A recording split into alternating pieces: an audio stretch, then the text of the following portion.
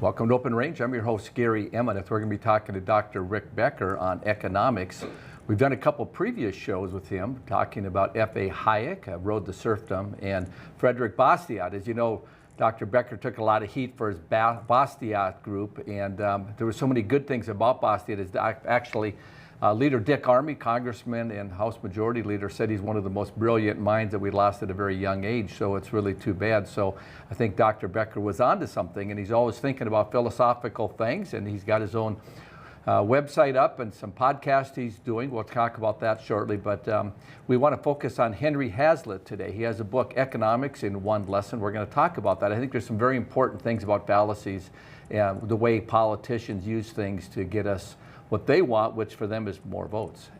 But along other issues, it impacts our business and our personal life and a lot of things that we do. So Dr. Rick Becker, welcome to OpenRange again. Thank you very much, Gary. Happy to be on again. So before we get started, you've been doing some podcasting and got a website up, and I know you have a lot of followers that always like to hear what you're thinking and talking about.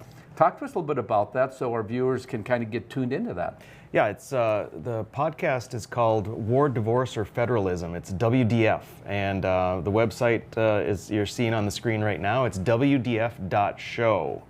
So it's not .com, not .org, not .gov. It's .show. But the premise of the podcast is that we're taking a look at what's ailing the country and how divided we are.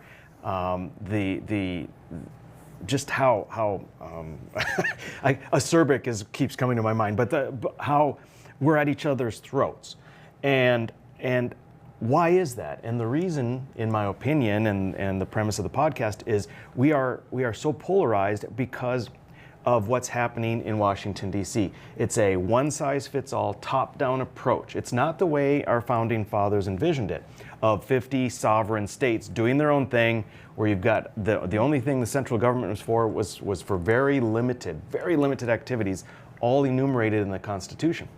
When we have the one-size-fits-all, all the power in Washington, D.C., then we care. In North Dakota, in Texas, in Wyoming, we care what California is doing because they're trying to control us. And if we were more sovereign, we wouldn't care what California and New York are doing. New York wouldn't care what Texas is doing. We could all be fine. That would take the temperature down. So the idea is, how do we federalize? How do we get back to a federal system the way the founding fathers envisioned? And if we can't do that, if that cannot be done, we probably need to start talking about a national divorce or secession. That's the divorce part of the podcast.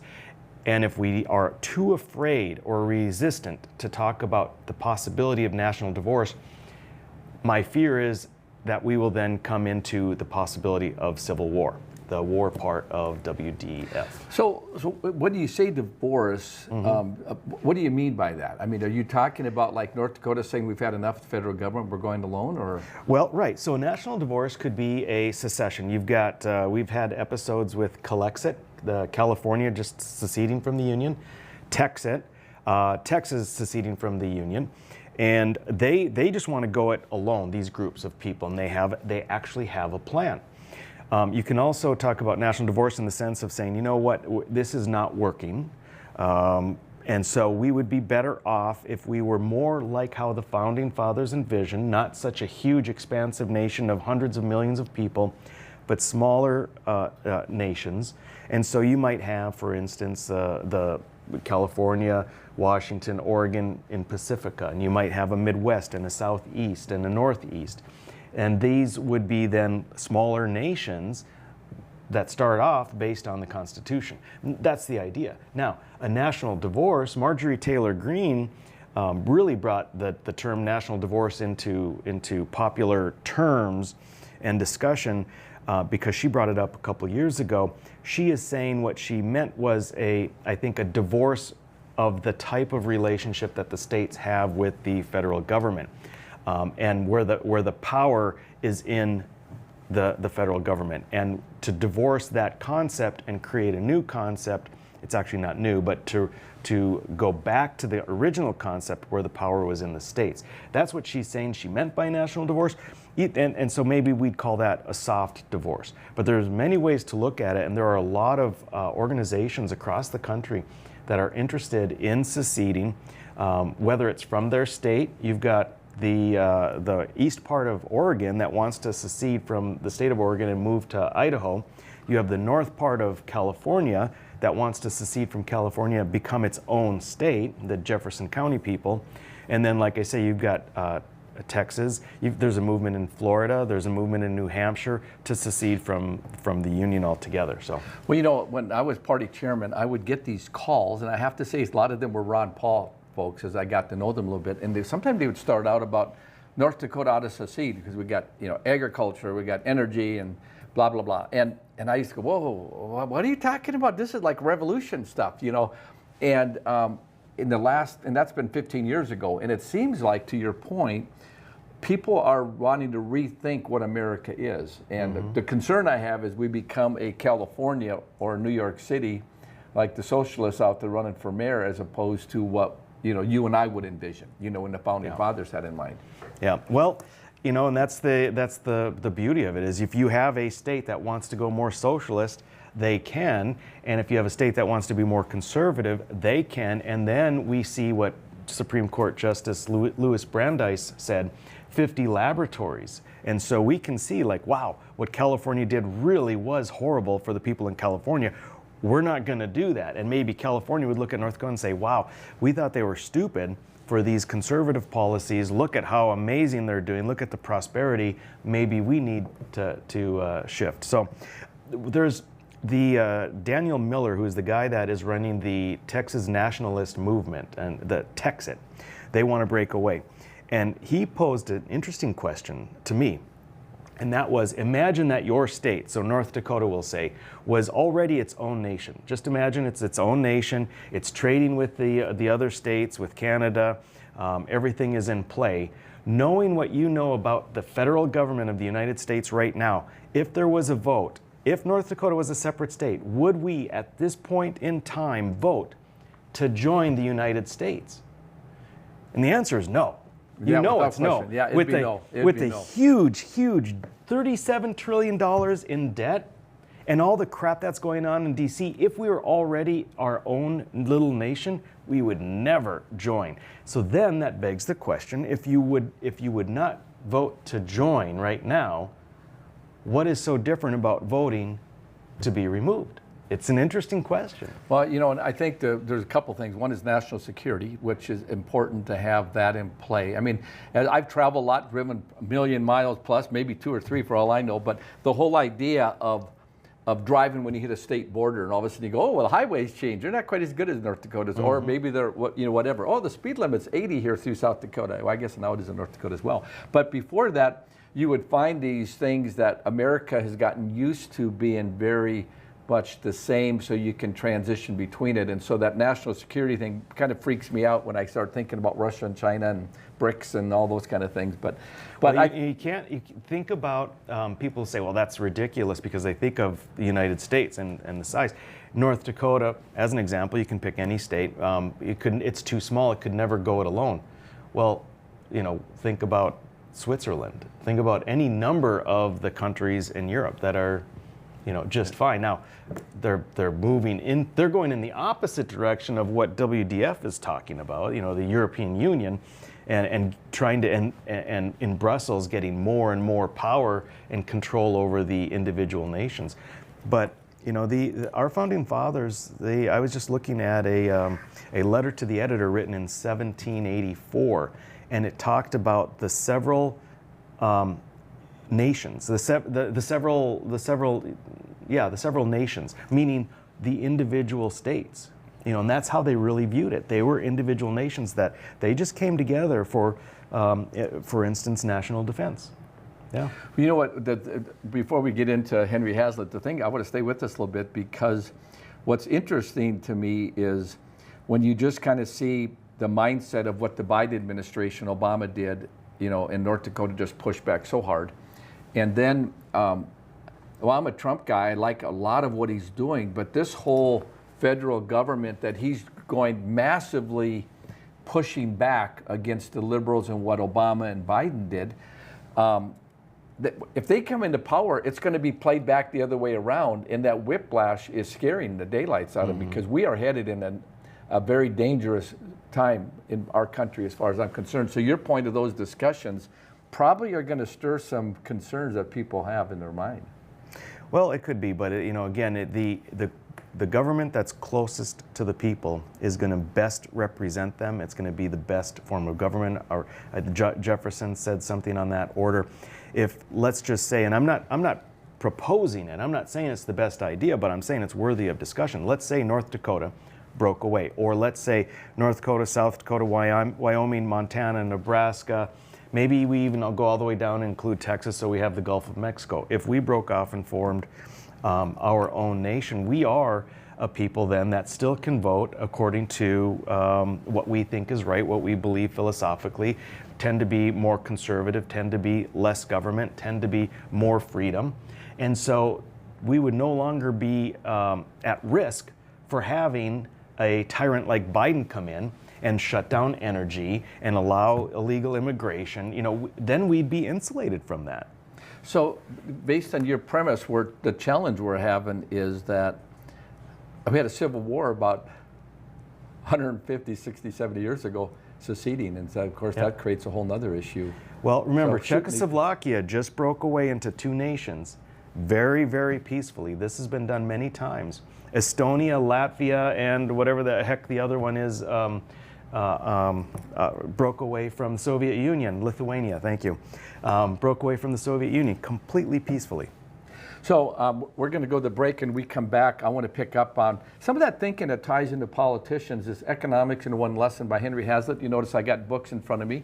You're going to be able to come to Beck headquarters here in Bismarck. You can Google it, map it. I got a couple hundred copies in that if you want a copy, I'm not going to mail them out, but if you want to stop by the front desk, they'll have them on the front desk for you to have. So we've been talking to Dr. Rick Becker. I'm your host, Gary Emineth. Stay tuned. We'll be right back.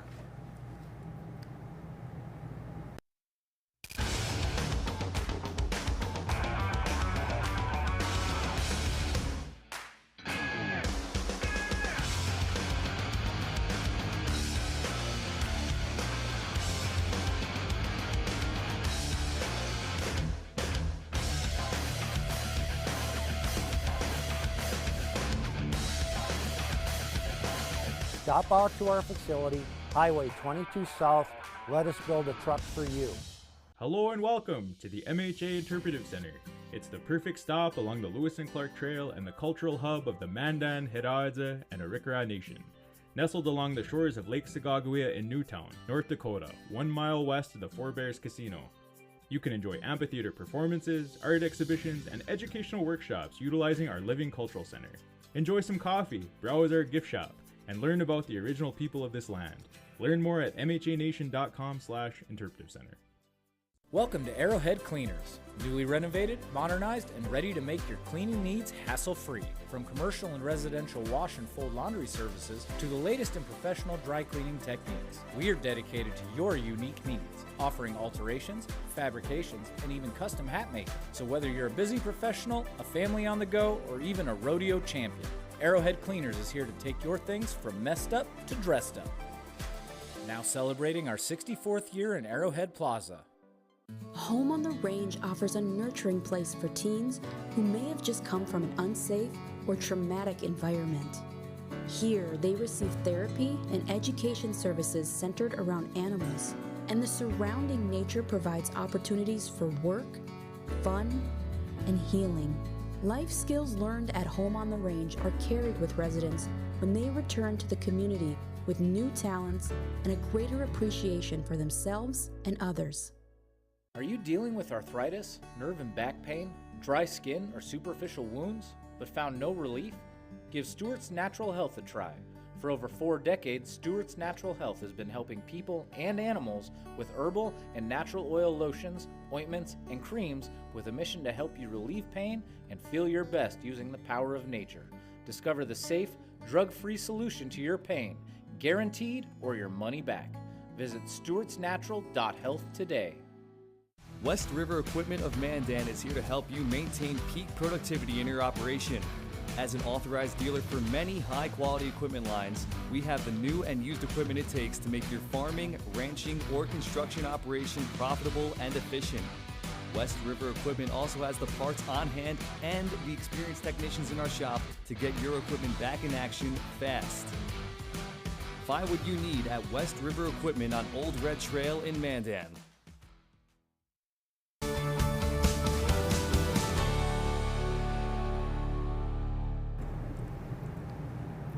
Welcome back to OpenRange. I'm your host, Gary Emineth, talking to Dr. Rick Becker. He's launching a podcast and some very interesting thoughts about what's going on. But the whole thing we were talking about the previous segment about seceding and becoming independent as a state and your independent country. We'll talk a bit about that at the end so the viewers can catch how to go back, find those videos, where they're at, your podcast, etc. But tell us a little bit about how long you've been at this and what kind of catalog have you built up as far as watching stuff? Well, I just started a couple, 3 months ago. I've got, you just yesterday posted my 12th episode. It comes out once a week on Wednesdays.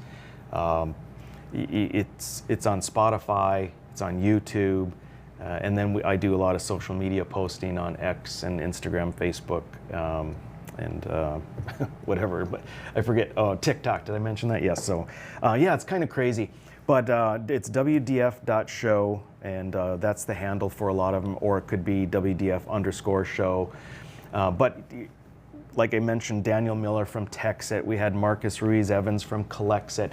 I have people that, the foreign minister from the tiny micronation of Liberland, they broke away, or they created this nation out of an island on the river between Croatia and Serbia. We have people in economics that are experts in the various fields. Last week we had a guy that was an expert on nullification with the 10th Amendment Center.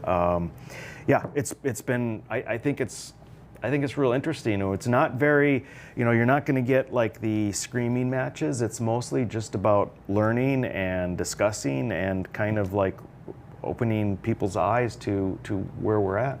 The reason I wanted to do this show, and I got these books up front, in front of us here. Like I said, you can get some copies for free if you want to stop by Beck headquarters. But it's Henry Hazlitt, who's an economist. The book's Economics in One Lesson. It's a 100-page read, quick. You can do it in a couple evenings with an hour here or there, and it's fascinating. And Rick, today in the world of politics, which is kind of what you were talking about on your podcast, politicians do so much for short term. And there's all these fallacies. They come up with a statement for a special interest group, and that could be a state, it could be a political class, a cultural group of people to muster votes. And it's kind of what's broken about our system. It's like they don't think long term. Mm-hmm. And maybe we could bring up the definition of the word fallacy, because he talks a lot about fallacies. And so if you look at the word fallacy, it's a false or mistaken idea prone to perpetuate the fallacy of equating threat with capability.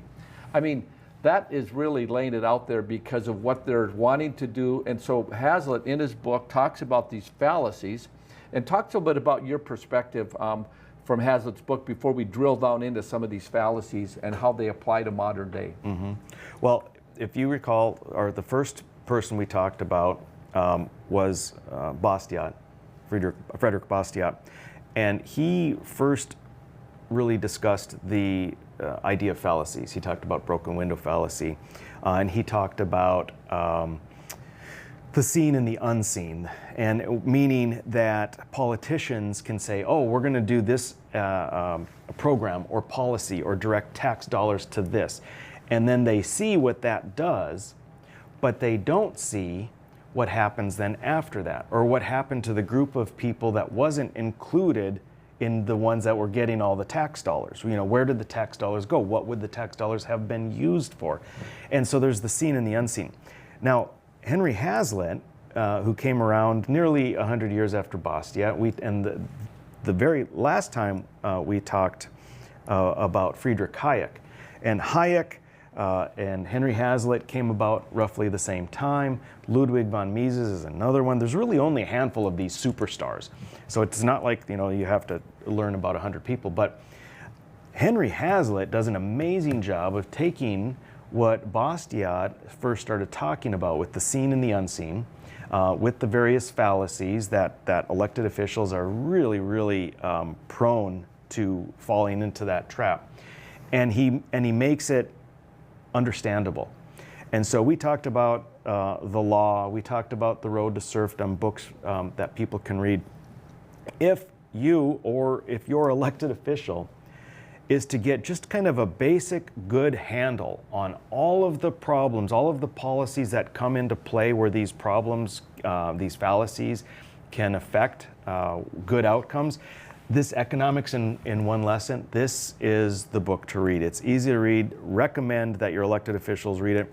It goes through different policies, one after another, and lays out why such and such a policy doesn't work. It's so simple, and I can tell you firsthand experience that all of the stuff that the elected officials do, that state legislators do, can be translated back into one of these chapters on why they shouldn't be doing it. For example, I just saw a news article about how they're talking more about the Q45 tax credits for carbon sequestration, carbon storage and utilization, and how, yay, they've increased the amount of tax dollars, your tax dollars that you're paying, that are going to go to companies that do this kind of thing.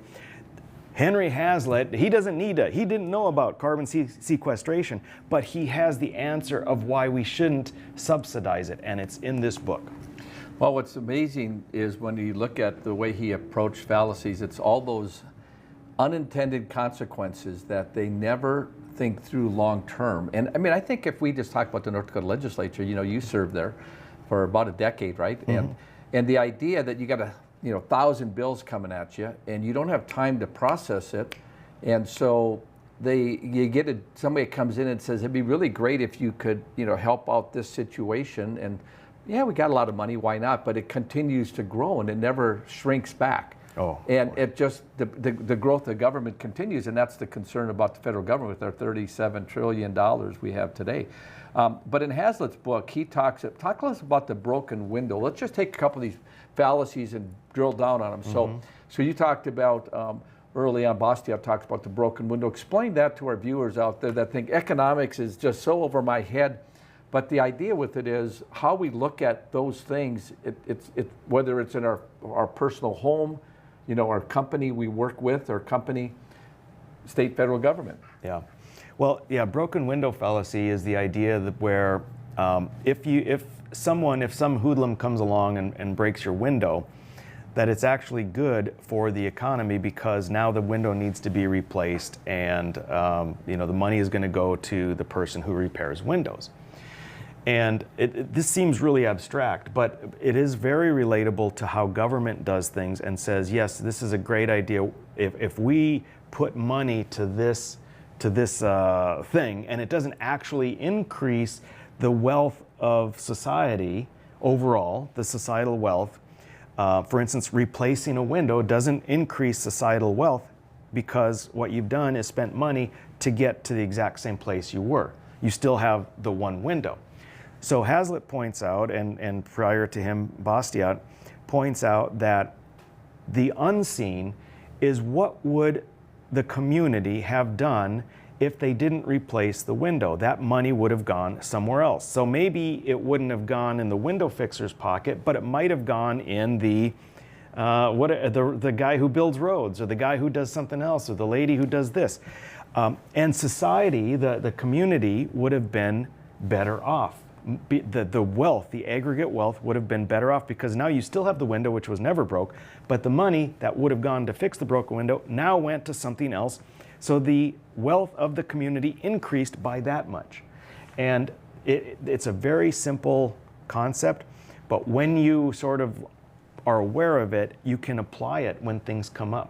And knowing that spending money automatically is not good, even if it goes in someone's pocket, because no matter what you did with the money, if you hadn't done that, and people see this is the unseen, well, if you hadn't done that, the window would still be broken. Yes, but also something else would have been created. Maybe a new job would have been created. Well, I think a parallel that goes with it is the idea that GDP grows when we have war, GDP grows when we have a natural disaster. But think of all the money spent just to get even, and that's really the part of the problem with that broken window philosophy. Absolutely, fallacy. absolutely, yeah. Because when we spend money on war, sure, the munitions manufacturers make a ton of money, and the people employed there make a ton of money. But what did we do as a society? Well, we got involved in a war somewhere else, and instead of doing something that increased the prosperity for people at home overall and increased wealth for the community. Okay, another fallacy he talks about is public works equals job creation. Think about the fallacy that government projects automatically mean more jobs and prosperity. Yeah. Well, yeah, a job. And Big, beautiful bill. I'm thinking Hazlitt said this. One of these guys said it, and that is that a government job is a job taken away from a private sector. So you may have created a job, but you did so at an expense because government jobs are paid for by tax dollars. And so that money you took out of the system and created a government job. So it's a net loss, and it's entirely different. So creating a government job is like subtracting one from the private sector. And so this whole, created jobs, again, it's a type of fallacy. We read this, the jobs report, fantastic, 800,000 jobs created. Well, who's paying for those? I think of a joke that was told basically about building a bridge on socialism versus Americans' economic ingenuity, where there was the argument, I think it was kind of a joke told by Lenin, about Lenin, that they're building this bridge and Americans are over here building a bridge, and there's about a dozen guys, heavy equipment, payloaders, backhoes, all that stuff going on, and there's only a half a dozen guys building that bridge over here, and over here there's 1,000 Russians building this bridge, and they're arguing about all these people that are employed. It's like, let's dig a hole so we can fill it back up again. What did we gain by that? There was no productivity that drove anything forward. Yeah. And Hayek said something similar. They in China, they were so proud of what they were doing, and very similar. And he said, well, if it's better to have 100 guys than a big piece of construction equipment doing the job, why don't you just have 1 million people and give them spoons to dig this out? And it goes back to. It goes all the way back to these simple fallacies that Henry Hazlitt has talked about in his book here. So we're going to go to break. We come back. We're going to dig into the book a little bit further. There's a lot of fallacies that we need to educate you on so you can hold your political elected officials accountable. We've been talking to Dr. Rick Becker. Stay tuned. We'll be right back. Base Flug Trailers of Dickinson is a family-owned dealer with expert staff that know their products front to back. We stock over 150 units of all types and can custom order a trailer with the unique features and capabilities you require for brands you can trust. Our experienced service team is the reason we're also the best place to have your trailer customized or repaired. Count on Base Flug Trailers of Dickinson to keep you hauling. Are you looking for something special or one of a kind? At Beset Motors, we can help you find exactly what you want. Come on in and experience how small-town hospitality and personal service can make car buying a pleasure. We know interest rates are important to you. We have multiple lenders to negotiate your lowest payment. Visit us on Highway 281 in Carrington, North Dakota, and online at besetmotors.com. Beset Motors, where our customers send their friends.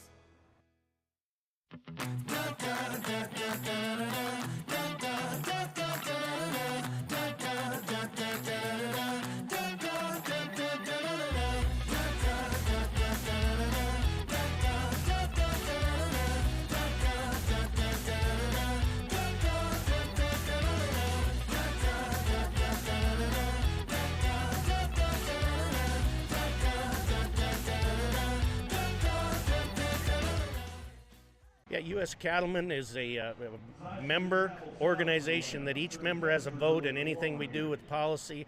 We're representing the independent cattleman or the cow-calf guy or an independent feeder or whatever. We like to support the independent producer. We're talking about mandatory ID, we're talking about cool, we're talking about all the legislation that's going to be coming down with the new administration. There's going to be lots of moving and shaking, so always check us out at our website, uscattleman.org.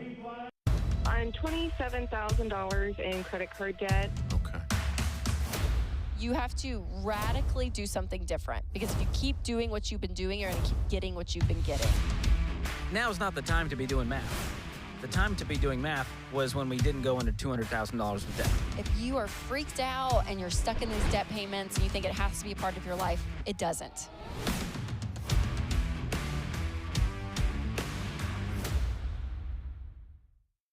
We're the ladies of Another View. Join us at 9 a.m. weekday mornings. We'll discuss issues you care about from local and national perspectives. You'll hear unique stories from fellow North Dakotans, plus topics in the national spotlight. Start your day off right with Ladies of Another View. Weekdays at 9 a.m. on Beck TV and online at beck.news.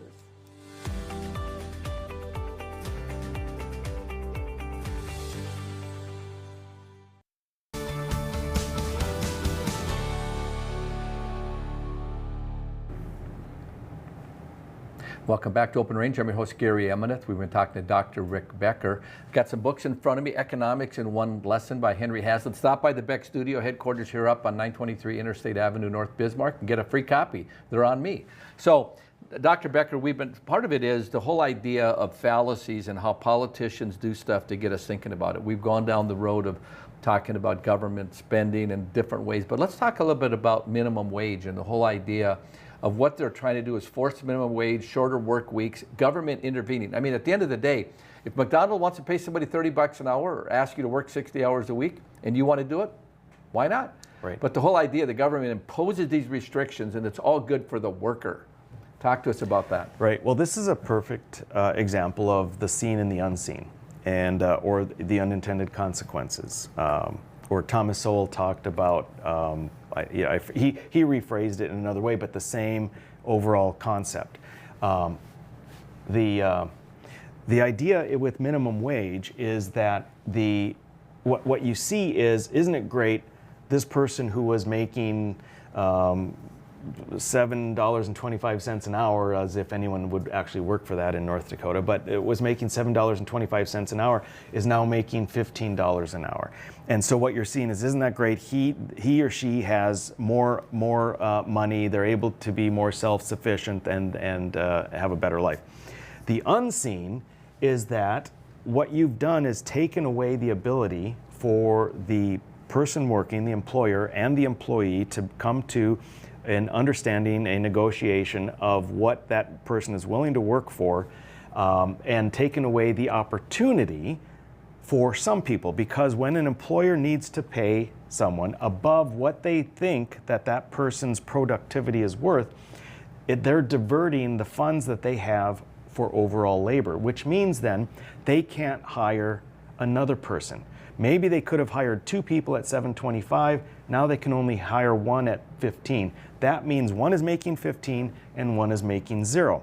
That means the one making 0 is on welfare paid for by tax dollars. See, and that's the unseen aspect of it. The other thing is that what you see is and boy, I covered this in detail in the legislature when there was a push for minimum wage.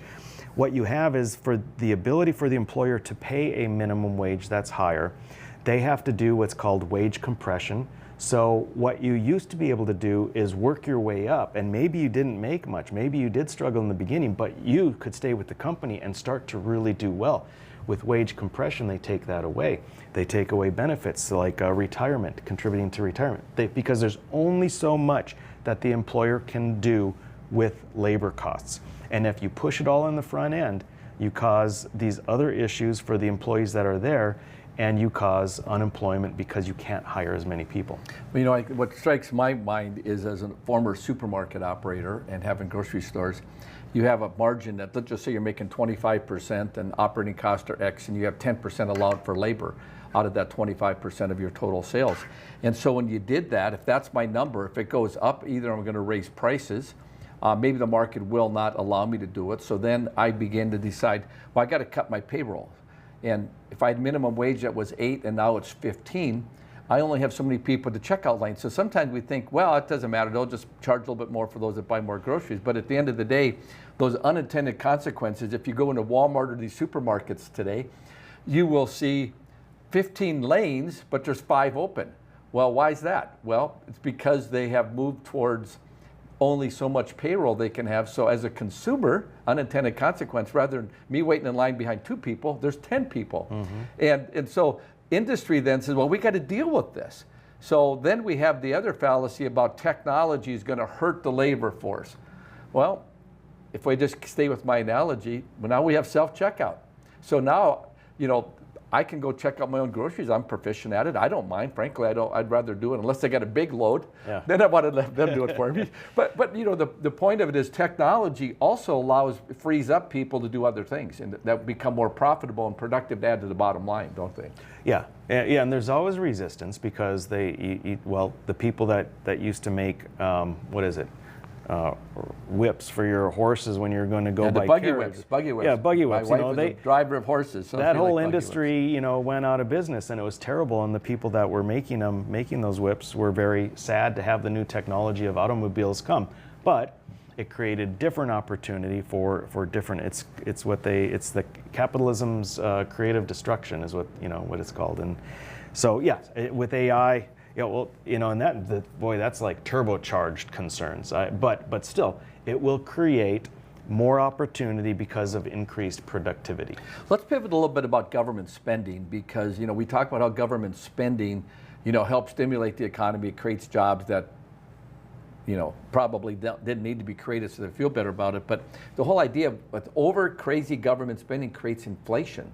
Talk to us a little bit about the fallacy of what the impacts of what inflation does by government spending and throwing artificial things at it, because that's huge. Well, yeah. And maybe I got 2 questions. That's two questions, subjects, and if you can subjects. answer those 2 questions in detail, you have the answer to everything political.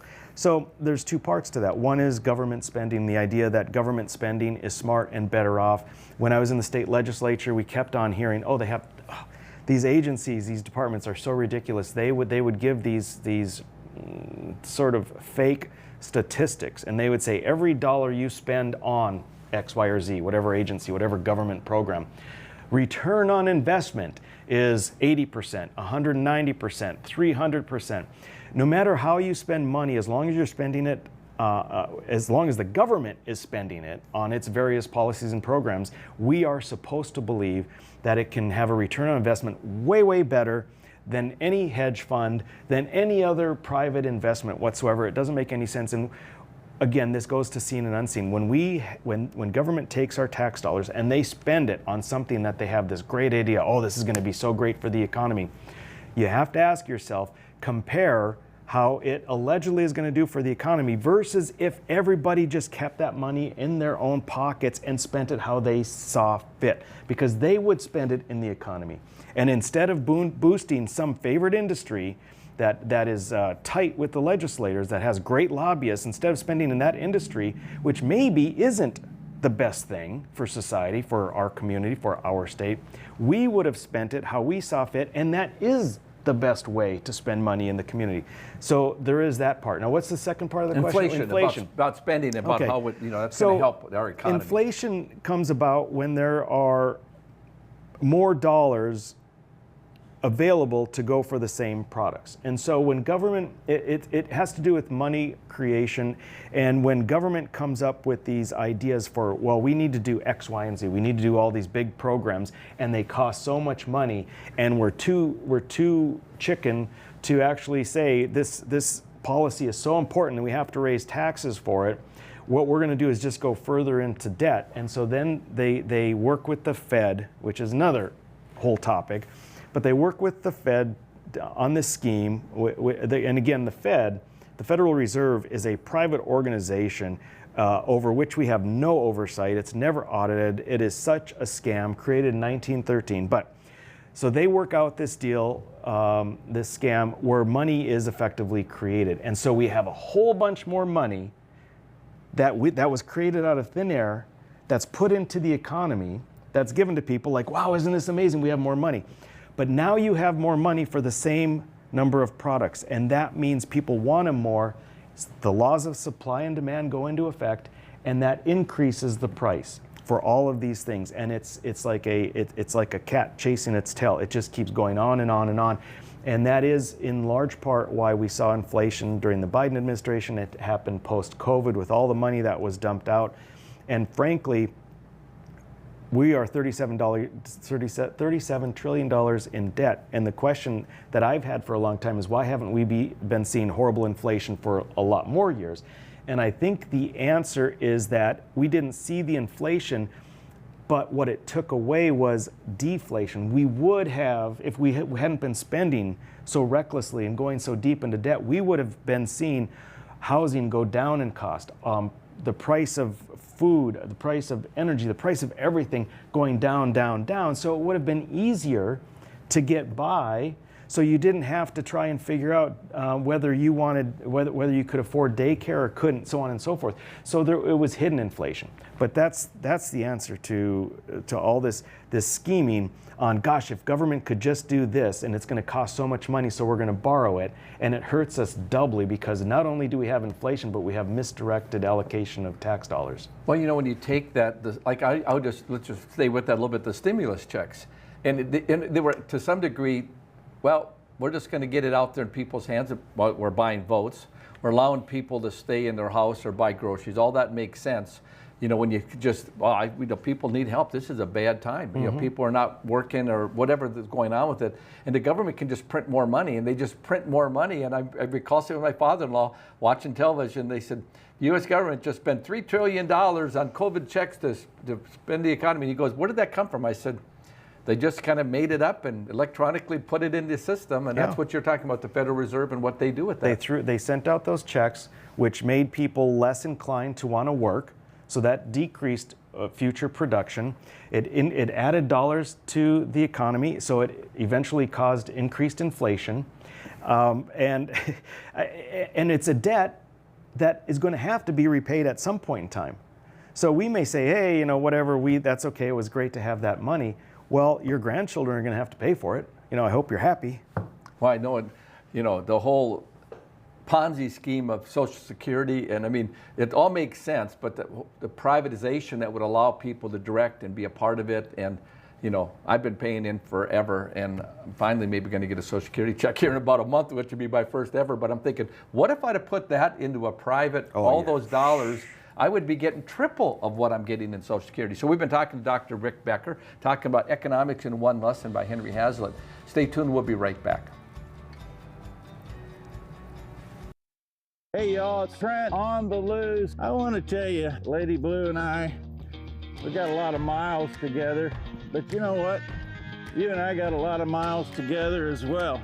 And all I want to do is bring to you the information on how we maintain a domestic supply of food and fuel for future generations. So I'm going to continue to travel the world and unearth the stories that make it possible that we can live in a free United States of America.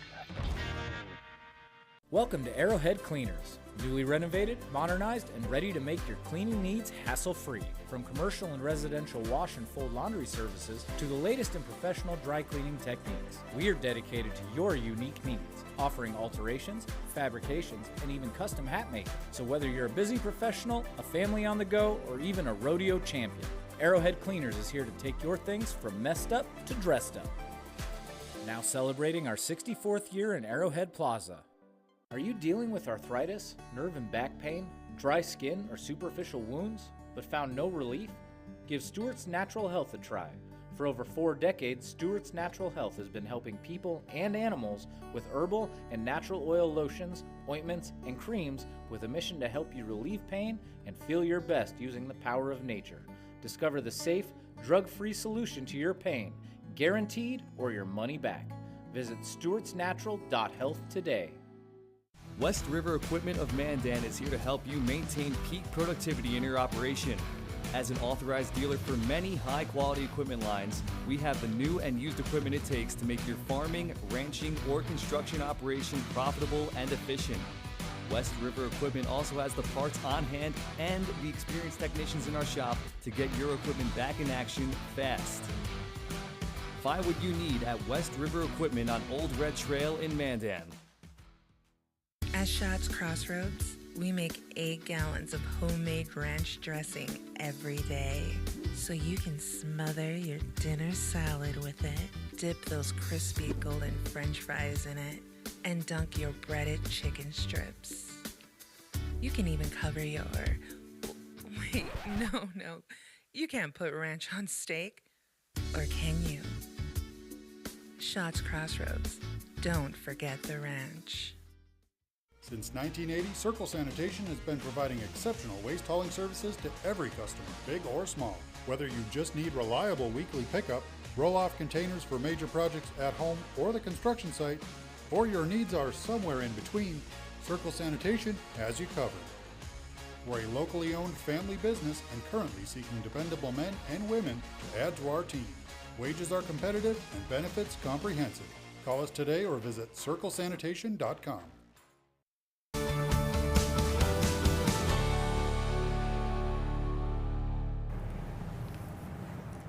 Welcome back to OpenRange. I'm your host, Gary Emineth, talking to Dr. Rick Becker. We're talking about economics, talking about Henry Hazlitt's book, Economics in One Lesson. So, Rick, we've covered a lot of subjects about these crazy fallacies that politicians and economists and universities, I mean, there's all these sources that give us these things and these arguments and these unintended consequences. And while we talked a little bit about President Trump, I'm kind of all for what Trump's been doing in a lot of areas. But this tariff thing has been high on everybody's radar. And talk to us about the implications of what tariffs mean, because, I mean, well, I think it's been unfair, the balance of trade, been bad deals. Trump's argument about all that is fair in relation to bad, stupid things. Are guys in Washington and women in Washington have made these decisions, I think, when it comes to trade and bad deals. So Trump's, overreacting or whatever he's doing related to these tariffs. But before we dig into that, let's just talk about what are the implications of these tariffs and what happens to the economy when we do these kind of things? Well, Henry Hazlitt was very much opposed to tariffs, and in fact, all of the people that are considered that are highly regarded when it comes to economics are opposed to tariffs, and they have been not just for the past 30 years, but for the past 300 years, all the way back to Adam Smith, and all the way to Bastiat, because tariffs is not a new thing.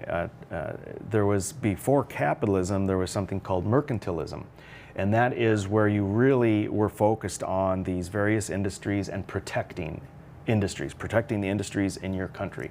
And by protecting them, it was not a market system.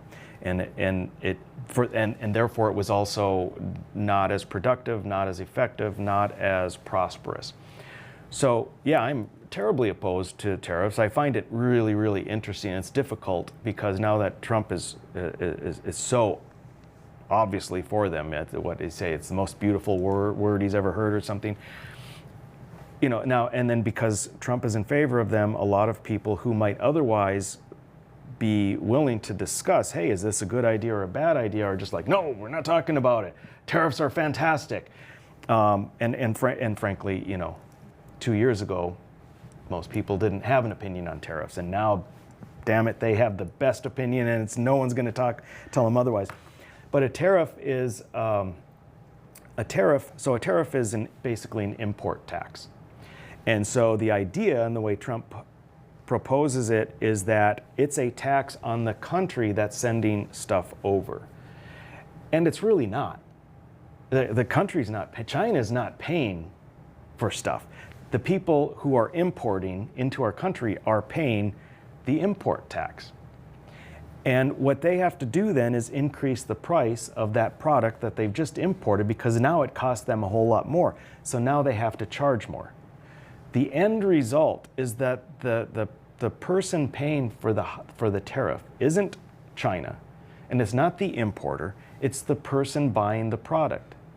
So it is well known amongst effectively all legitimate economists that a tariff is a tax on the consumer in the country that imposed the tariff. Now, if people doubt that, let's just take a look, for example, what happened, Trump's tariffs from his first term. He put a tariff on steel, right? And so what happened is steel products price increased. So, well, okay. Not only, so there are two parts to it. One is the product is going to increase. Prices are going to increase. People are paying that tax. The second part, though, is the reaction of the other country, because they are going to have a retaliatory tariff, right, on products going in. So we have to take a step back and say, okay, if the other country's not paying the tax, then why are they opposed to it? Well, because their product now costs Americans more money. Americans have to pay more for the Chinese product because, again, the Americans are paying the tax. But now because they have to pay more for the Chinese product doesn't have an advantage compared to the American product or the whatever English or German product. And so now the Americans might buy one of those products. And they're still paying more. The tax is being borne by the American. But therefore, the Chinese product sales are probably going to go down. And it might hurt them in that regard. So then what they do is a retaliatory tariff, and what they did it was it for soybeans. And so the Chinese said, screw it, man, we're going to put a tariff on soybeans. And so now soybeans became more expensive. The Chinese people were going to have to pay the tax, but it was too expensive, so they couldn't afford to pay the tax. They had to do something else besides soybeans.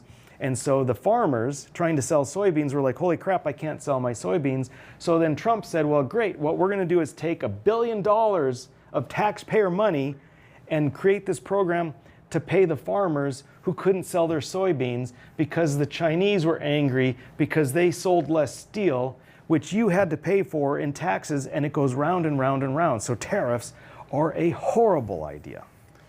You know, when you think about the whole premise of it's all Americans are big consumers. We have the biggest economy. We spend more money. Who's paying for it? American people. It all comes back to it. And let's pivot a little bit to just the whole idea of government subsidizing things. You know, there's the tariff issue, but I mean, I even take our state commerce department where they decide we're going to pick an industry that needs, you know, some help, and so the government begins to get involved, and we're going to subsidize it. We could even talk about utilities with wind and what we're doing with, oh, we got to have this clean energy. So the government creates these false narratives about subsidizing something, whether it's a tax credit or just direct money. Yeah, that doesn't work. No, it never works. Government, again, what it comes down to is elected officials thinking that they know best, that they know better than the free market. And when we say free market, what we're talking about is you and me, that they know better than us on how to spend our money. And so they take our money via taxes and they say, here's what we're going to do. We're going to subsidize this industry or this program because, gosh darn it, it's so much better for our state or community if we did that. So much better than if we let you spend your own money. So then they say, yeah, this is great. We're gonna take your money and we're gonna spend it on wind energy. And we're going to make these wind energy companies rich with your taxpayer dollars, and we're going to create this all these wind farms everywhere that never would have been created if they didn't get free money, meaning your money.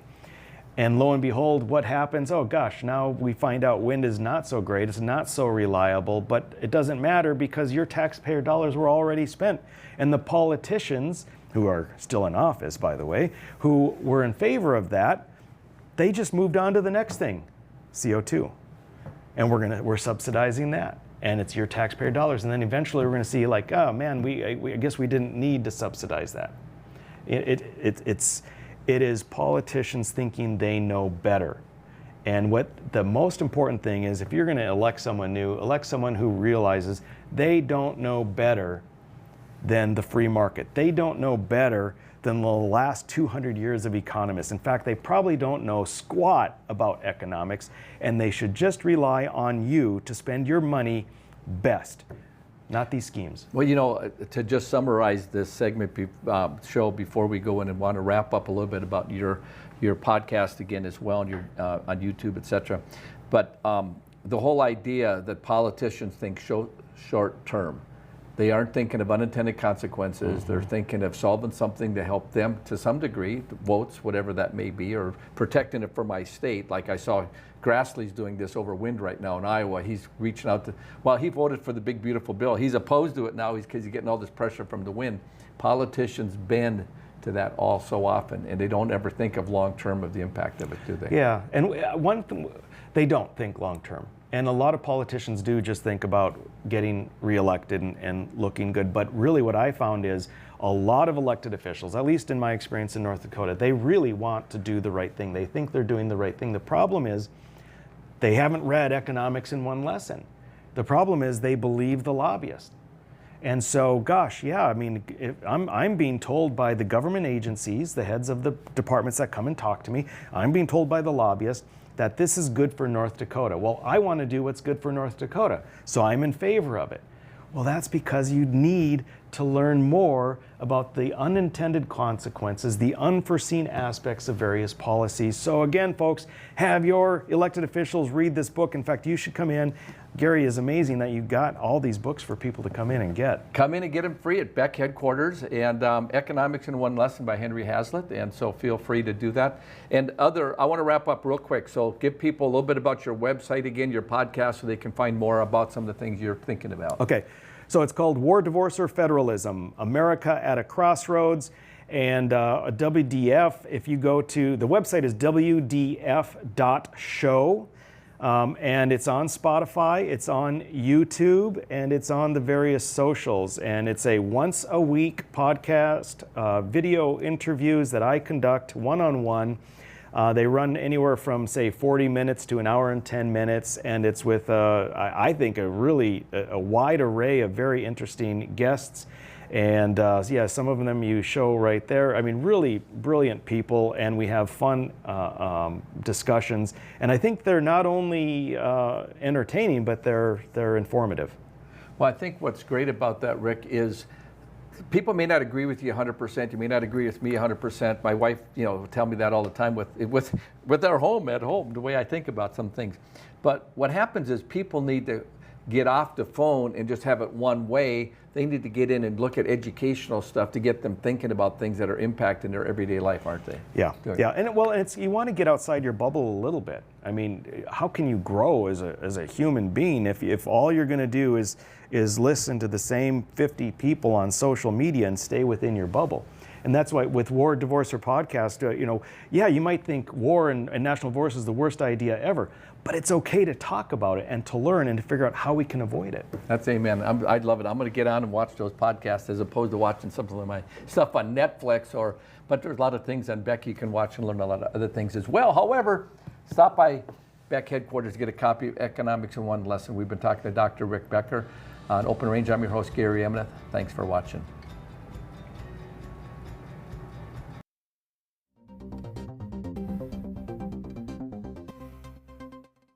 Now you can have the personalized forecast at your fingertips when you need it. Beck's exclusive Weather Insight is information tailored to you. Radar, weather alerts, forecasts, and videos. Download the free Weather on Beck News app. Search your app store now.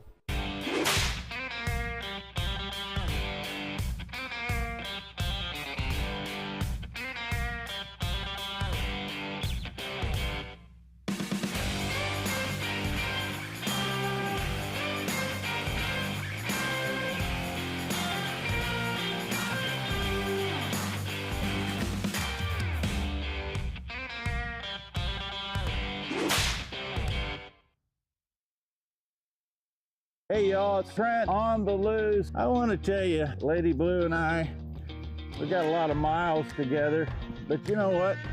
You and I got a lot of miles together as well.